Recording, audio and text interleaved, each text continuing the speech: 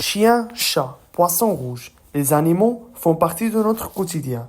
Mais sais-tu qu'ils font également partie de notre langage courant? Aujourd'hui, j'aimerais t'enseigner 10 expressions avec des animaux. C'est parti. Salut et merci de me rejoindre. Comme je l'ai dit, aujourd'hui nous allons voir des expressions qui contiennent le nom d'un animal et ce sont des expressions courantes. Tu vas avoir droit à un petit tour du monde des animaux, puisqu'il y aura des animaux de la ferme, des prédateurs, des mammifères marins et même des insectes.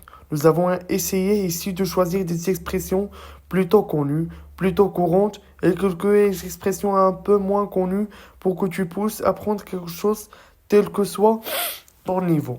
Si tu souhaites renforcer encore ce sujet et être sûr de bien retenir ces expressions, je t'invite à télécharger.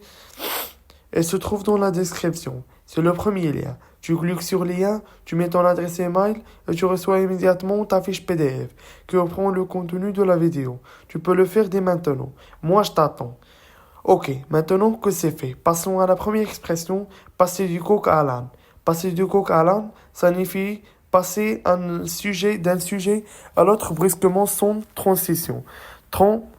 Sans transition, sans logique apparente, sans lien direct, il y a une idée d'aborder différents sujets d'une manière désordonnée. Voyons un exemple d'application. Imagine, je suis en train de te parler d'une réunion au travail. Donc je te parle de mon travail, d'une réunion. Et subtilement, je te dis, j'ai hâte d'être un samedi soir pour voir le match de foot. Et là, toi, tu me regardes et tu dis, mais pourquoi tu passes du coq à l'âne? Ça veut dire que tu abordes un sujet, le match du foot, qui n'a absolument rien à voir avec le sujet précédent.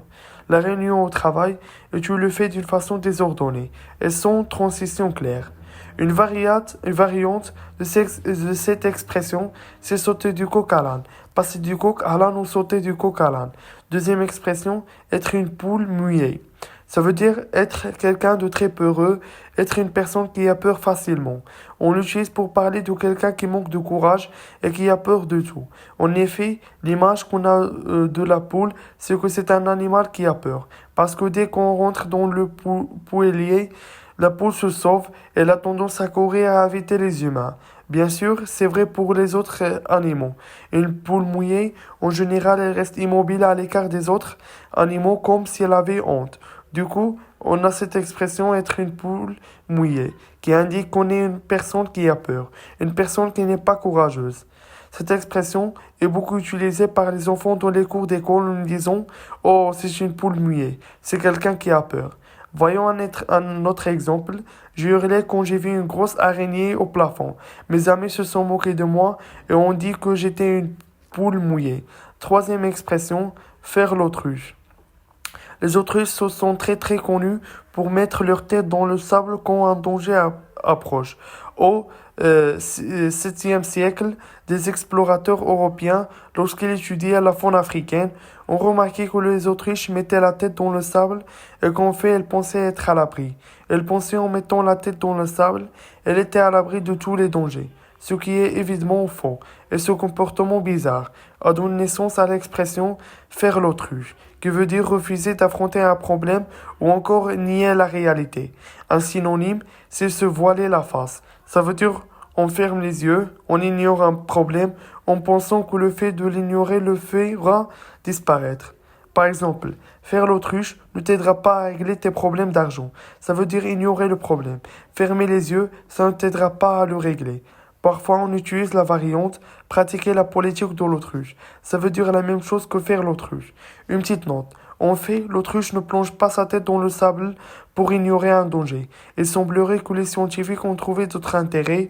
Le premier, c'est qu'elle fait ça pour se nourrir, l'autruche. Elle cherche de nourriture dans le sable. Elle fait aussi ça pour se protéger des tempêtes de sable. Pour se protéger du vent, elle met aussi la tête dans le sable pour protéger ses œufs. Quatrième expression, il y a anguille sous roche. Une anguille, c'est un poisson un peu visqueux qu'on n'arrive pas à attraper, qui ressemble presque à un serpent qui est sous l'eau, comme l'anguille n'aime pas la lumière. Eh bien, elle se cache sous les rochers en plein jour, elle attend l'obscurité du soir, de la nuit pour aller chasser. Pendant très longtemps, on considérait l'anguille comme étant un animal très rusé rusé parce qu'on avait des difficultés pour l'attraper. Aujourd'hui, quand on dit il y a anguille sous roche, ça veut dire qu'il y a quelque chose de suspect. Il y a quelque chose qui n'est pas clair. On nous cache probablement quelque chose, ça exprime la doute ou la méfiance. Par exemple, ma fille a été adorable toute la journée. Il y a anguille sous roche. Ça veut dire dans cet exemple que le fait que ma famille ait été si gentille me met un doute. Je me dis c'est bizarre. Elle n'est pas gentille d'habitude. Pourquoi est-elle aujourd'hui? C'est louche, c'est suspect, je me méfie. Cinquième expression, avoir une mémoire de poisson rouge. Ça veut dire avoir une très mauvaise mémoire. Ne pas réussir à se souvenir des choses. Cette expression vient de la croyance populaire, qui est que le poisson rouge n'a une mémoire que de quelques secondes. Juste le temps de faire le tour de son bocal. Quand il a fait le tour, il a oublié ce qu'il a vu auparavant. Donc, par exemple, si je dis j'ai oublié de sortir les poubelles hier soir, ma femme peut me dire mais tu as vraiment une mémoire de poisson rouge. Ça veut dire que tu as une mauvaise mémoire. Tu oublies les choses facilement. Le contraire d'avoir une mémoire de poisson rouge, c'est d'avoir une mémoire d'éléphant. Quand on dit que quelqu'un a une mémoire d'éléphant, ça veut dire qu'il se souvient très bien des choses, qu'il a une excellente mémoire. Sixièmement, le mouton noir. En général, les moutons sont blancs, donc il y a un mouton noir dans un troupeau, eh bien, il est seul. Il représente vraiment une grande minorité, et aujourd'hui on utilise cette expression, le mouton noir, pour définir quelqu'un qui est exclu d'un groupe, qui est mis à l'écart, parce que cette personne a une différence. Par exemple, quelqu'un peut dire, j'ai toujours été le mouton noir de la famille, celui qui avait des mauvaises notes à l'école et qui avait plein de problèmes. Septièmement, se jeter dans la gueule du loup. On peut comprendre le sens de l'expression avec les mots qui la composent. Se jeter, ça montre une démarche impulsive et volontaire. Je me jette vers l'avant, eh bien je le fais volontairement et avec peut-être un peu de violence. Le loup est vu comme étant un danger. Depuis la nuit des temps, on a peur du loup. Et la gueule du loup, sa bouche, hein, c'est l'endroit qu'il y a ses dents. Se jeter dans la gueule du loup, ça veut dire s'exposer à un danger qu'on pourrait éviter, prendre une initiative inutile et risquée. Par exemple, il sait que ce quartier est très dangereux, pourtant il a pris un appartement là-bas et se jetait dans la gueule du loup. Ça veut dire qu'il prend un risque probablement inutile. Des larmes de crocodile. On l'utilise quand quelqu'un fait semblant de pleurer, quand quelqu'un simule du chagrin. Ça peut vouloir dire que quelqu'un pleure pour émouvoir les autres. Par exemple, il est revenu en pleurs en me disant qu'il ferait plein d'efforts pour moi à l'avenir. Mais je ne me suis pas laissé prendre ces larmes de crocodile. Ça veut dire qu'il faisait semblant de pleurer. Je l'ai compris. Il simulait le chagrin pour obtenir quelque chose.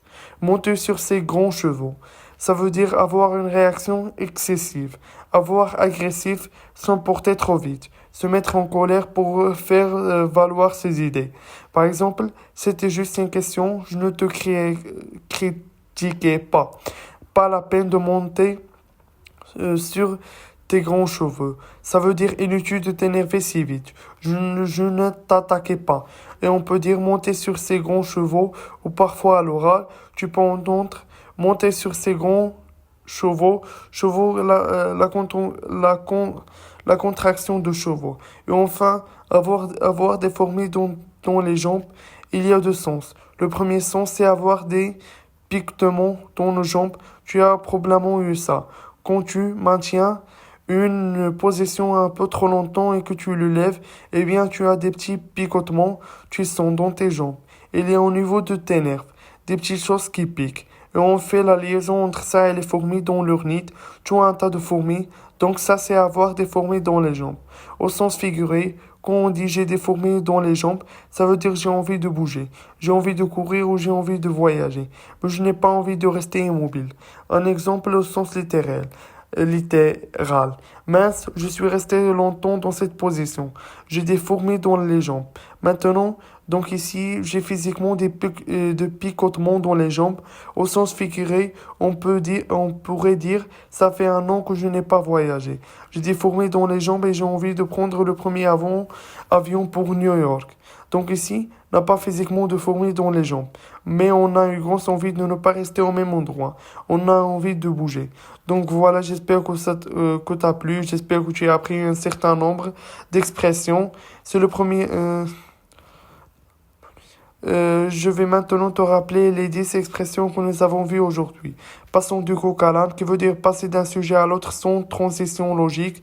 Être une poule mouillée, qui veut être quelqu'un qui a peur, qui n'est pas courageux. Faire l'autruche, qui veut dire nier la vérité. Et il y a anguille sous roche, qui veut dire qu'il y a quelque chose de suspect. Avoir une mémoire de poisson rouge, qui signifie avoir une mauvaise mémoire, oublier les choses facilement.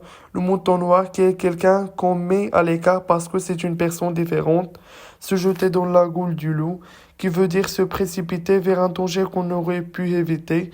Verser des larmes de crocodile, qui veut dire faire semblant de pleurer pour obtenir quelque chose. Monter sur ses grands chevaux, qui veut dire se mettre en colère, s'énerver un peu trop vite. Et avoir des fourmis dans les jambes, qui peut vouloir dire avoir des picotements dans les jambes ou encore avoir envie de bouger. Allez, au revoir.